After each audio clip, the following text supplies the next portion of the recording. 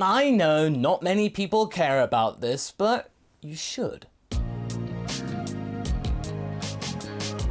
Hey guys, MasakoX here. Dragon Ball Heroes. For 9 years now, this spin-off of the main series has been a bit of an enigma. For the longest time, since 2010 when it debuted, the biggest thing that we got from the whole thing were clips that mysteriously sprung up on YouTube randomly, depicting madcap moments such as Trunks just bizarrely and suddenly going Super Saiyan 3, or Broly then deciding to go Super Saiyan 4 after going Super Saiyan 3 in Raging Blast. Most of the time it was basically people getting forms that they never possessed in the main timeline, just being given them like they were candy. This signaled to us that this property was going to be a pretty zany one. Even though some of us knew that it was a card game from Japan, none of us really saw it as that. All we saw about Dragon Ball Heroes for many years, it was just something of a novelty. If you wanted to bring your own fanfiction to life, Heroes was a good way of getting inspiration. It felt like a fan story, only with official backing from Toei, Bandai and Bird Studio. These days, we have a development of that concept in the form of Super Dragon Ball Heroes, the second chapter of the property to coincide with Dragon Ball Super. Now this spin-off is not the most popular part of the franchise amongst the Western audiences. In a way, it's quite surprising. A lot of Western fans like to see non-stop action and simple stories, which this has in spades, and gives into the desire for mad ideas being shown left, right and centre. You know, let's just go wild! Then again, it's hard not to see why it doesn't do well. It's overcomplicated, the plot is a pretext to show up some bright, colourful fighting, and the animation quality isn't always the best. For many of my reviews of this promotional anime, we noted that the quality was all over the place. Some shots were okay, whereas other shots were pretty bad or middling. The previous character designer of Dragon Ball, Tadayoshi Yamamuro, had been around for 25 years but had been recently relegated to this project after Super ended. And with this much shorter and more basic project, it was plain to see why he was bumped off the main story. He has no innovation anymore.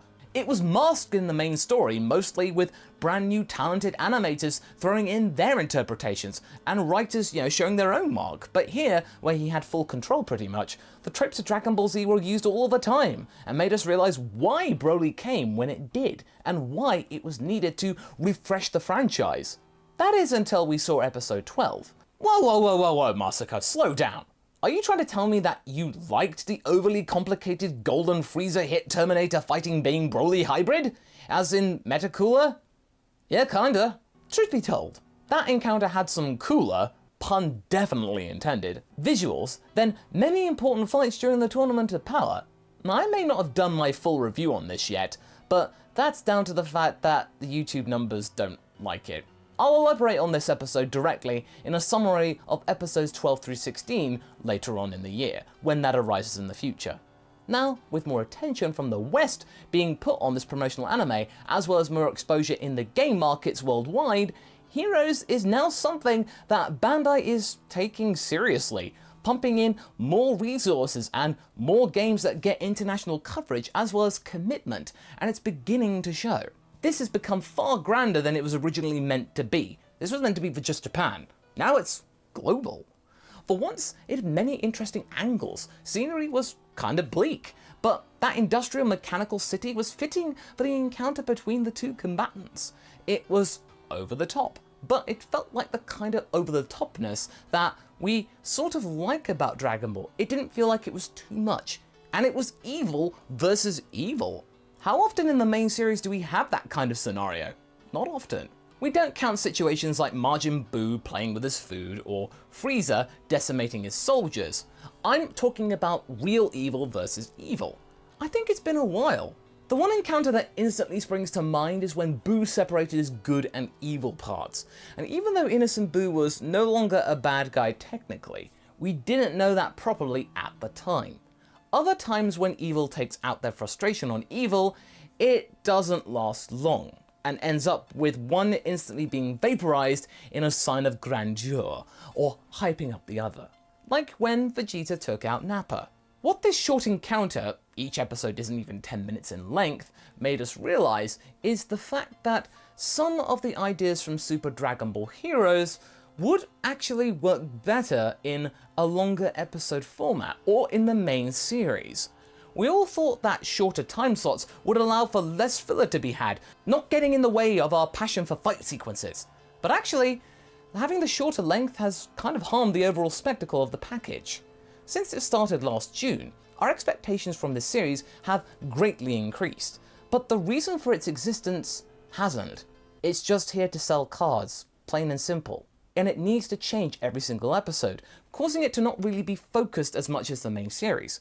All the series is meant to do is showcase a particular card that is coming out with a particular update for the game, seemingly every month, which leads to episodes feeling more episodic and self-contained despite having an overarching storyline. It's kind of a weird mishmash. This may be unfortunate for those wanting to see Super Dragon Ball Heroes become a genuinely good facsimile, or a holding pattern before we get a potential new series of Super, or a new movie, or whatever's gonna happen with the franchise. But all of this attention and hype for Super Dragon Ball Heroes has resulted in getting a better product that we got a year ago in comparison.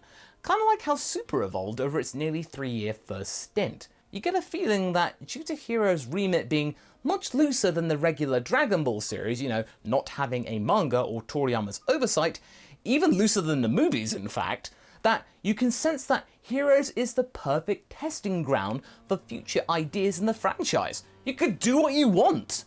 For example, having Super Saiyan 4 Broly in there is the feather in the cap to all the iterations of Broly in the games that we got, and that having a stronger form of the character was still what fans loved. It was received well because people just go, what? And so that might have played some part in the new movie getting the go-ahead. Now with episode 12 of Heroes now being out and beyond, the thought experiments are beginning to show themselves again. You could almost feel like that they are testing the waters with Cooler. Do people still like him? Is he popular? The brother of Frieza has certainly become quite the focal point within the fandom as of late. With his earlier inclusion in the series being noteworthy, his resurgence is both a surprise and also not a surprise. Is this a sign of things to come? Possibly. Havelock and I both agree that if the next movie is basically titled Dragon Ball Super Cooler, then it would cement the notion that what the franchise is doing these days is breathing new life into its classic villains and giving them a new purpose in the new age of Dragon Ball, with its new fans of a much younger generation, who may not fully remember or appreciate the original iterations or versions when they debuted back in the 90s. We have theorized a lot about his possible inclusion in the next movie, which would appear to be the sequel to the Broly movie, so who knows what we might get. And for those of you who may not be au fait with our notions or might not really like what we're thinking, we believe that Frieza may need some kind of impetus to remain in the land of the living other than Goku, and what better practice to achieve this than to throw in his brother into the ring, making it a familial affair, and making Cooler even worse than Frieza. Frieza would have no choice but to join forces with our heroes once more to rid the universe of a person who is even more nefarious than the great Lord Frieza, more callous and merciless than he. I think that might be an alternative that's less predictable than Frieza just becoming the Joker to Goku's Batman and going, Son Goku, I'm going to get you next time! I mean, okay, that could be a little fun, but it would get old pretty quick. Another thing that Heroes tells us is that the villains that we have had are already pretty great. Cooler, Broly, Boo, Janemba? When they appear in the game, even the ridiculous Cell X, you know what to expect, and they are handled surprisingly very well, or at least well enough for audiences to understand their presence. When Heroes tries to make their own villains, however, it tends to fall apart a little, and lead to not outright failure, but not what they had hoped to pull off with them. For example, Cumber is the best example of a very cool design and idea, but having a very weak execution. Where we had that summation before in the franchise. Treaty! That being said, can you truly establish a villain in such a short amount of time per episode? It's possible, but it takes a lot of finesse and planning to pull off properly. Something that Heroes didn't have when it started its promotional outing last year. Now though, it seems to have settled into its own groove, its own thing. But nevertheless, Kumba, in my opinion, was the Heroes team trying to play with the concept of ancient Saiyans in preparation for the Dragon Ball Super Broly movie, or to pre-plan for the likes of Yamoshi, the original Super Saiyan God, should he ever return in the franchise in some way. A foil to the Hero Saiyan from a similar timeline, settling the idea of ancient Saiyan rivalries in our minds. That is a noble idea and something different when they easily could have just made Kumba a different version of Raditz from another timeline, transformed into a Berserker Saiyan. I do appreciate them not resorting to the norm or something simple, established villains, but at the same time though, it would have been cool for Kumba to just be Raditz, That little thing in the back of my mind just simply goes, oh man, I wanted it to be Raditz. What they did fall flat with every time Kumba was on screen, it was just making him just go, Rrr! It was just such a drag. Nothing changed. And it's a shame, actually. Evil Saiyans have proven to make for some interesting stories, such as the likes of Turles in the Tree of Might movie, as well as the likes of Vegeta in the early days, the example of the Saiyan Elite. It's possible to make it work, even with Goku Black, who was technically Zamasu. It proved that Saiyan powers in the opposite corner make for interesting viewing. It would surely be even more interesting to see a saga where we have two evil factions that not only fight against our heroes, but also fight between themselves. Saiyan factions, which are vying for the title of the utmost Saiyan elites, clinging on to the old tradition of classification from the old guard back on planet Vegeta, making us unsure of who will be the last opponent or who is the most evil faction. In fact, it may make us feel sympathy towards one of the factions and offer a new lease of life or opportunities for spin-offs in the future, or hey, at least let's be cynical here, alternate cards for people to buy for those characters, extending their lifespan so that they don't end up being expendable or forgotten after the series ends. Like the fusion of those two tough old not babies, I can't even remember their names, and they were in episode 11. How bad is that? Just because you can just switch off your brain and have more madcap stories doesn't mean you can cut corners or treat us like we know nothing, like we've seen many times in these short stories. Animation loops which look really slipshod, non-dynamic editing or shots, as well as mediocre dialogue. It's meant to promote a card game, and it wasn't really doing well with that in my opinion, to be honest.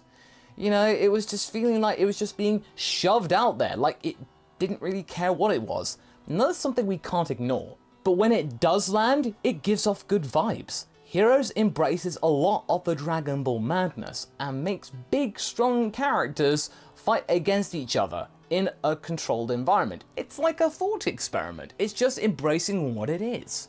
That is actually something that the Tournament of Power kind of tried to do itself, and that arc proved to be at least passable, if not the best arc ever in the Dragon Ball series. The world isn't going to be destroyed, and the events aren't going to figure into the main lore, so you don't need to worry too much about what goes on screen. To its credit, we had some fighters with really interesting gimmicks in the series, like Flags. She may have had a sudden debut, but her powers were pretty interesting. She may have beaten Goku had Hearts not told her to go somewhere else and take care of matters there. If she'd been left to her own devices, she might have won. Perhaps the writers realized that there was a writing corner approaching and preempted this. They realized, uh-oh, she's too strong. Heck, even Jiren got sort of shortchanged when Shin transported our heroes but left the Pride Troopers behind. I thought Shin was stone cold in that moment. We often like to criticize the weirdness of the Buu saga and how Toriyama was simply allowed to do what he wanted without really caring, pretty much. But Heroes makes that saga look relatively tame.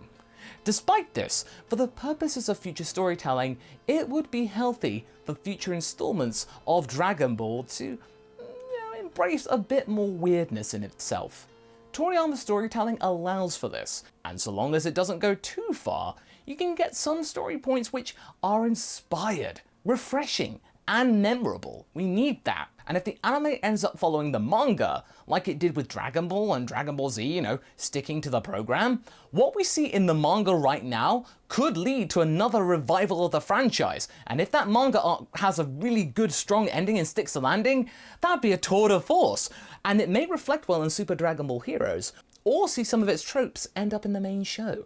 A true hybrid product which captures the hearts of all fans. We truly hope that some of the visuals from this promotional anime are not only meant to just simply promote the game, but it's also there to test the popularity of certain characters or plot points. A lot of us would love to see Cooler again, or a demonic enemy, and while Hearts himself is kind of bland, can you blame him for hating the two Zenos?